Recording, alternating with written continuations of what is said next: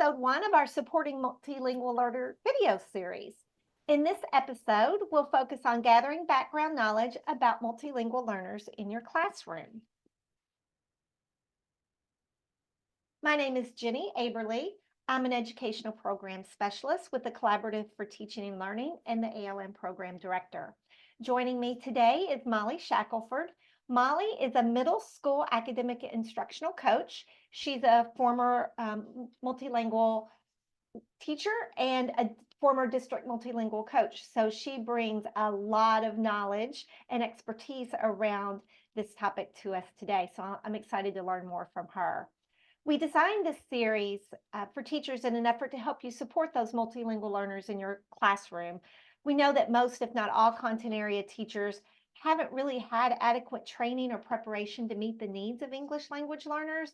And we wanted to provide you with some relatively easy lifts and strategies and information to help you with that. So this is a 4-part video series where we're going to focus on how teachers can use and scaffold strategies in the adolescent literacy model, referred to as ALM, to support multilingual learners in the classroom. While you can watch them in any order, we really recommend you start with episode 1 and work your way through, as they all connect and build on one another. And they're all posted in our YouTube channel. So our objectives for this particular session are to help you learn how to access background knowledge of your multilingual learners in the EL tab on Infinite Campus, and then also how you can use that background knowledge to support learners in your classroom.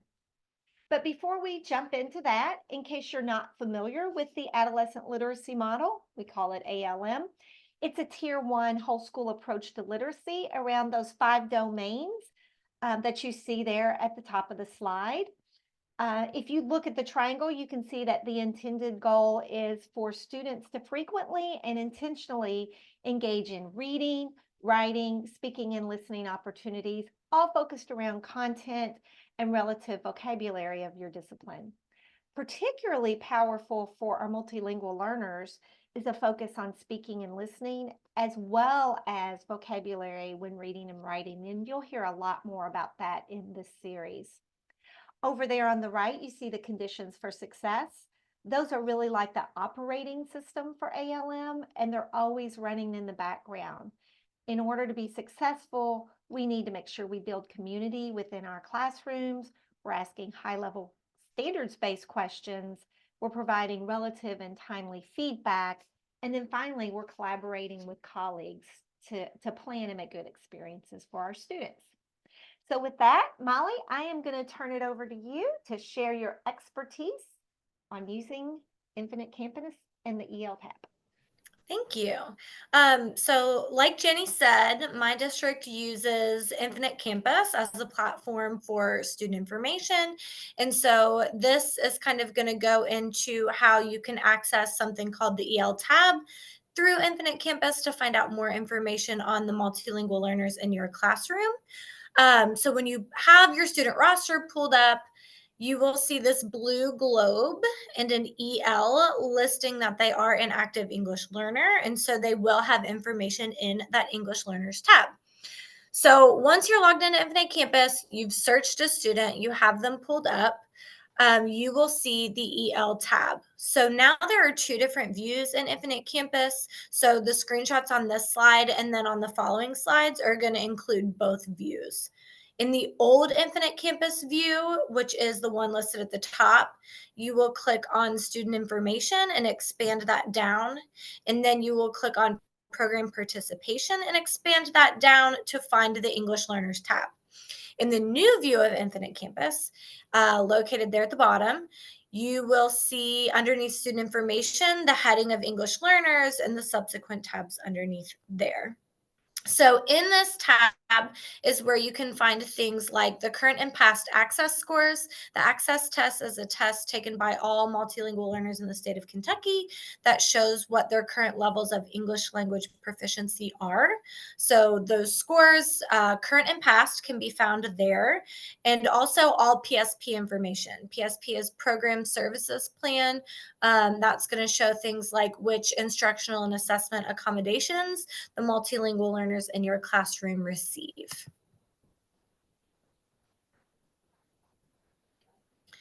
So underneath that general English learners tab, you are going to see things there on the left, like the date that they were identified, an expected exit date, which uses a formula to determine when they most likely would exit, and then the date that their parent is notified, and any notes down there in the comments. But where I really want us to focus is over on the right-hand side.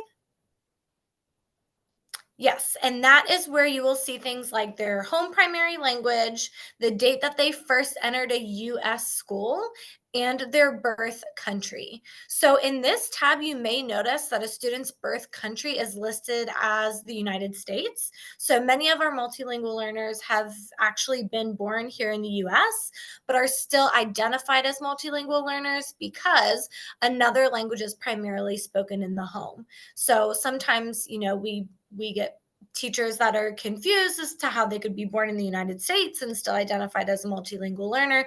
And it's because when they leave the school building and they go to their home, their language is not English. So they still need those supports, especially in that academic language piece there. So then you will see that there is another tab called the English Learners Assessments tab. And this is where you can find their previous access scores and their most current. So all their access score history.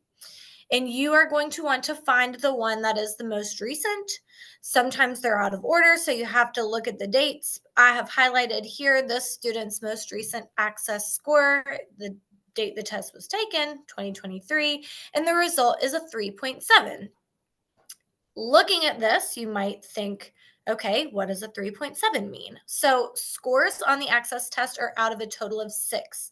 6 would be the highest score that a student can receive. And a composite score of a 4.5 is what is going to exit that student from an ESL program. So a 4.5 would show that that student is proficient enough in English to exit the program and be mainstreamed throughout their entire day among their native English speaking peers. So once you find that current test result there, if that's all you want to go off of is their composite, you can look at that. But if you want to dig a little bit deeper, you would click on it and it would expand to that gray box that you see at the bottom, where you're actually going to see how they performed in all of the language domains.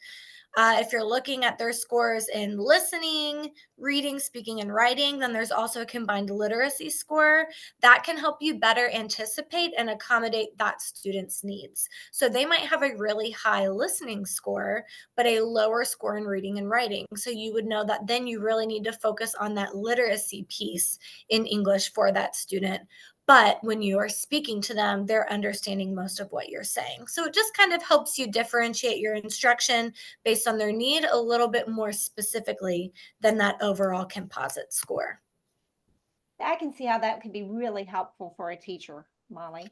Especially with ALM and the strategies in the different domains. So that would definitely be a helpful spot to look. Yes. Then after the assessments tab, you'll see that there is an EL accommodations tab. That's another great place for teachers to look because this is going to show you what accommodations that student receives according to their PSP or their program services plan. So that's a plan created by the ESL teacher using multiple data points to figure out what students need instructionally in terms of accommodations as well as assessment. So you'll see a long list here of accommodations. An A next to it means that it is an assessment accommodation, and an I means that it is an instructional accommodation or an accommodation that they're receiving only in their instruction, but then when they would go to take an assessment or a standards-based test, they would not receive that accommodation. I do want to note that all accommodations a student has ever received is listed here. So you really need to look closely to see if there's an end date, because if there's an end date listed, it means that a student once received that accommodation, but on that date, that ESL teacher decided that they no longer needed that accommodation, so they do not currently receive it. So once you've gathered all this information as a teacher, and you have an idea on the English language proficiency level of your ML students, you can better accommodate them in your classroom. So this chart shows the various stages of ELP or English language proficiency. So if your student scored a 1, they're in that entering stage. The student we looked at before who scored a 3.7 is kind of in between those developing and expanding stages. So you can use their composite score to determine what stage they are at with second language acquisition. And then this chart also shows you the characteristics that that student might have, the approximate time frame that they would spend in each level. That's not always accurate, but just to kind of give you as the teacher a general idea.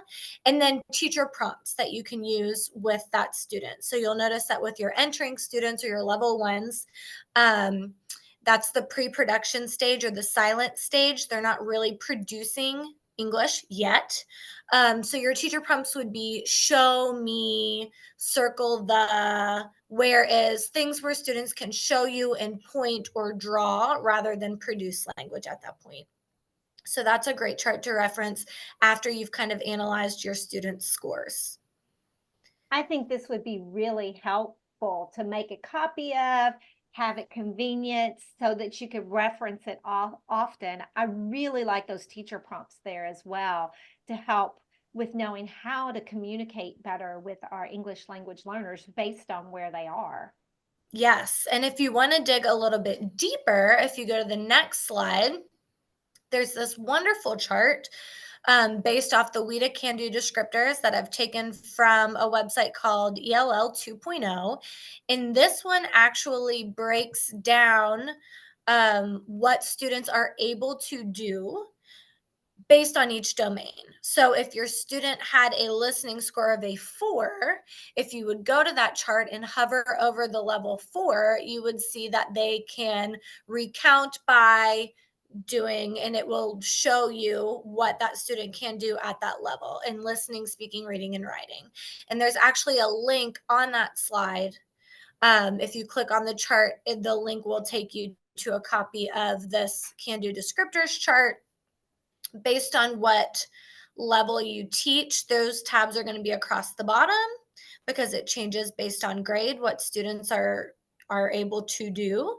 But yeah, if you hover over the different levels, it'll kind of give you a bulleted list of what students performing at that level can do.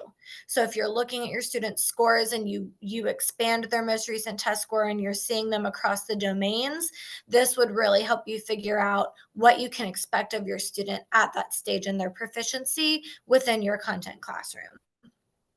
Again, I love this, Molly. Anytime we can provide more resources to help teachers understand where students are and what they can do to help them, this is really good.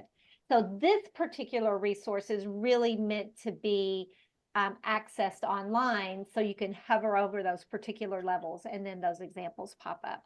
Yes, absolutely. And it's a great tool to go back to kind of figure out how you can scaffold your instruction or your assignment expectations for your MLs. Because if they're only able to write by making a list or writing yes and no, that at that level of writing you can't expect them to write a 5 paragraph essay on something. So figuring out what they're able to do at that level and then tailoring your instruction or your assessment to kind of require that of them instead of something that's beyond their level in English at that point would be a great way to use this tool. Great. And then here are just some general scaffolds that you can use in your classroom that will support your students depending on what their current English language proficiency level is. So there's a list there for your level 1s and 2s. And then as they're progressing through English language proficiency and reaching that level 3 and 4, you'll see that some of those level 1 and 2 supports are falling away. And there are different things that you can use at levels 3 and 4. So there's just some links in there that teachers can use to click around and see how they can use those tools to support their students depending on those levels they found in the EL tab in Infinite Campus. And while you can't access these links in this video, there is a link to the deck down in the notes page of this so that you can access the slide deck and those slides In the next episode, we're going to focus on scaffolding your materials and resources, where we're going to provide some specific examples and modifications of ALM strategies and graphic organizers for vocabulary, writing to learn, and academic dialogue. So while this is just sort of here are some links that you can go visit, in our next episodes, we're going to talk specifically about some things that you can do to scaffold supports for your multilingual learners.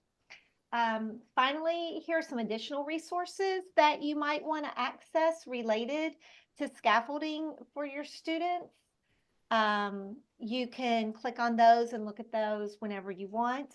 And then our last slide here, these are some articles. I've read all of these articles, and someone who's not well versed in multilingual education and learners, I'm learning from my friends like Molly and Drew and Michelle, who are helping me with this episode. I learned a lot from reading these articles. They're pretty short, pretty quick reads, really helpful in learning some easy things that you can do, little things, tweaks that you can make in your classrooms to help your multilingual learners. I also want to make a note on this previous slide. Let me back up here. This JCPS Language Line app. If you're not in Jefferson County Public Schools in Louisville, this is a particular resource for those teachers, and there's some more information there on how to get access to that. I just wanted to point out that if that's something you are interested in and you're outside of JCPS, that wouldn't necessarily be a resource for you, but there might be something within your district similar to that. Finally, I want to leave you with our contact information. Please reach out with us to us if you have any questions. We're happy to help out. And visit us in episode 2 to learn more about scaffolding for your multilingual learners. Molly, thank you so much for joining us today. Yeah, thanks for having me.